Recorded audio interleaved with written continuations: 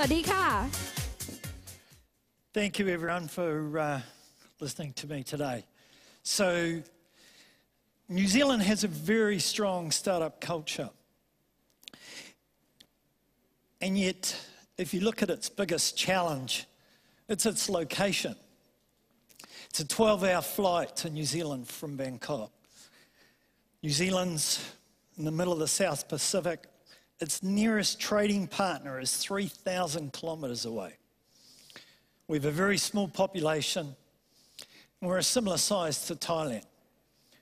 So if you can appreciate, if you want to start a successful growth startup, you've got a major challenge on your hand right at the beginning.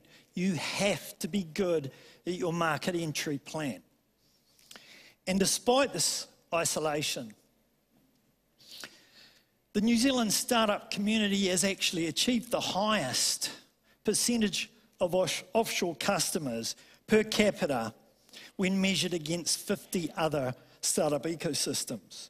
So if you consider the challenge of its location, that's an amazing achievement.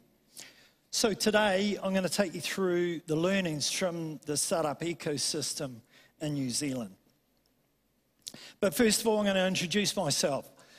So I've been a founder for over 25 years. I've started 10 companies. I'll be honest, we've had a lot of rocky roads with companies that I've started. There was no VC backing. If you went to a bank and applied for a loan, they laughed you out of the room. So over time, you learned to gradually build success. And I've been lucky enough to achieve 2 very successful exits. And I've been engaged for the last 3 years, both with the New Zealand government and the private sector, to help New Zealanders really bed in their market validation and their new market entry plans. So I'd like to share those with you. So I'll do it with a case study. A company came to us. I set up a program called The Validator. It's a market validation program, and it helps you come to terms with the audience and understand what problems they have and how they're currently dealing with the problem that you think your idea will solve. And Janape had an idea that people that bought medium-priced goods from $500 to $1,500, there was no financial package or financial product available to pay it off over time. And of course, the retailers only had access to financial products that were a higher value items. So their idea was to build a product where the consumer could buy any product and pay for it over 10 weeks, pay no interest, no fees, and the retailer got the whole amount up front, and they paid the Janape through their own subscription. So I want to introduce you to the CEO. He's quite a character. Now this guy, 10 years ago, he was 25 years old. He'd really achieved very little in his life, to his own admission. So he set the task of rowing across the Tasman Sea, which is from Australia to New Zealand, 3,000 kilometres. Okay? Now, his biggest problem was he had no money. So he couldn't afford to build the boat. So he built it himself. He had no training at all in rowing. So he engaged some professional rowing instructors and some coaches and some coast guards, and for the next 2 years trained at rowing. He raised over $200,000, about 4 million baht, which is a lot of money in New Zealand. It's a small country, small population, very difficult. But he was passionate and he was focused. He wanted to do this. And Sean succeeded. He rowed across the Tasman. It took him 54 days. And believe me, this is a significant challenge. So we know the business that he wants to start, and we know the character. We know he's determined, And we know he'll go to the end.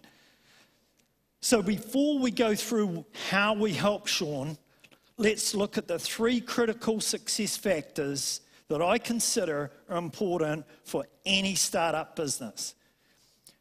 First one's market validation. Now, anyone who started their own business will say, we've done our market validation, because they're from the sector. They've talked to a lot of people. They've talked to some customers, and they believe they know what the market wants.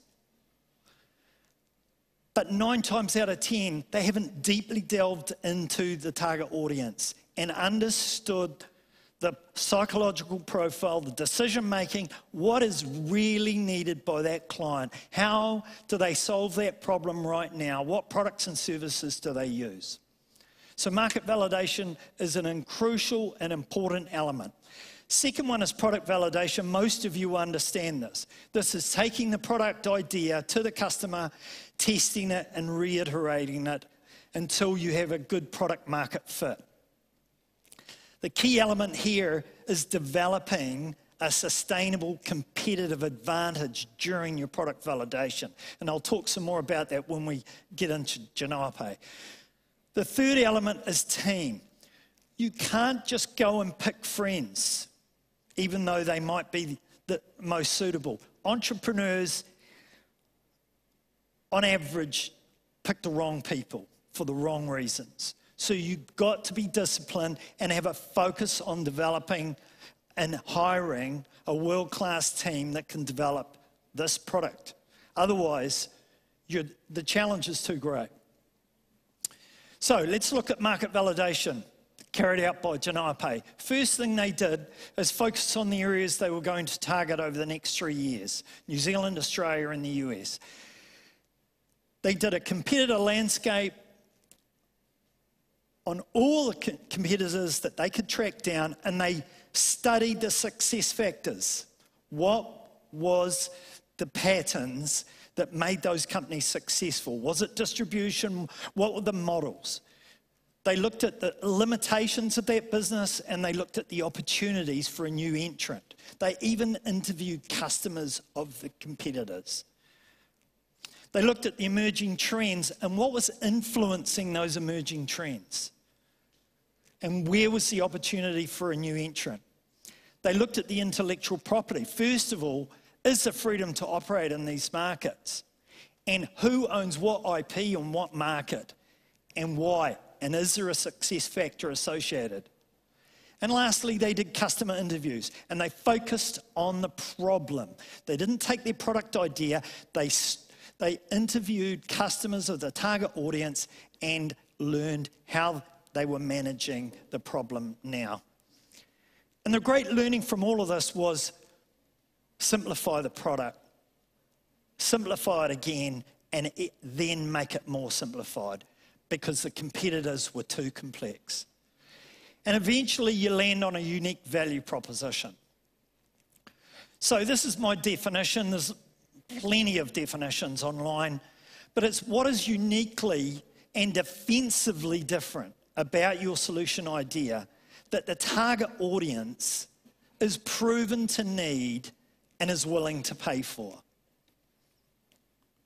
And for Janape, this was the simplicity of the product from the consumer and the lower range purchase retailer, $500 to $1,500, where the competitors were not providing a product market fit.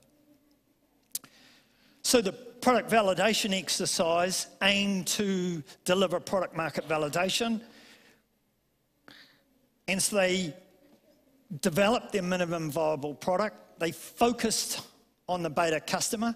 So this was people that had put their hands up during the market validation program and said, we love this idea, we really want it, we're prepared to pay for it, use me as a test case. And they followed very tight testing regimes and measured and analysed the results. And they avoided what everyone does in software, which is too many features. the difference between what a customer needs and what they want. You build what they need up front when you're building to begin with. The wants can come later.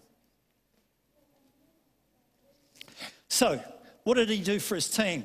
Sean was he'd spent 5 years working in the sector, but he knew he needed contacts for investment, he needed contacts for partnerships, and he needed connections to help him build a software team, because he'd never built a software team before.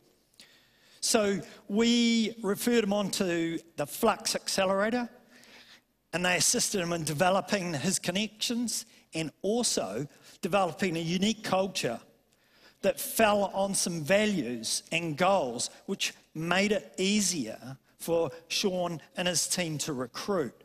So it included recruiting people with the same values, the same goals, who knew what the why was for the customer, why it was important for that customer, and why they were going to buy it, and what was their balance that they brought to the team. And most important of all, these people, they should only recruit people who had the confidence to challenge Sean and the rest of the team. And lastly, they wanted people that would grow with the company. He used that criteria to employ staff, to select partners, integration partners, as well as investors, clients, and form his board. So let's see how he's got on. I met him when he had the idea exactly 18 months ago. Now you've got to remember, he's in New Zealand, 4 million people. They run out of customers really quickly. He's using that market as a validation market, a test market, so he can plan his next 2 markets. Already, he's got 10 staff, 600 paying business clients. He's adding 120 each month. He's got 65,000 consumers having purchased a product using this product, and he's adding 4,000 a month. Now, interesting, he raised $1 million on a very low valuation of $2 million. Why did he do that? He wanted a good deal for the investors, so they would stay with him in the next round when the valuation goes up higher. Very important. And he's seeking further fundraising so he can grow and carry on his validation into Australia and the States over the next 2 years. So I'm going to leave you with a quote from Sean. Professional sports people have expert coaches for a reason, to improve their performance. And so too should entrepreneurs. Ka pu ngā. Thank you very much.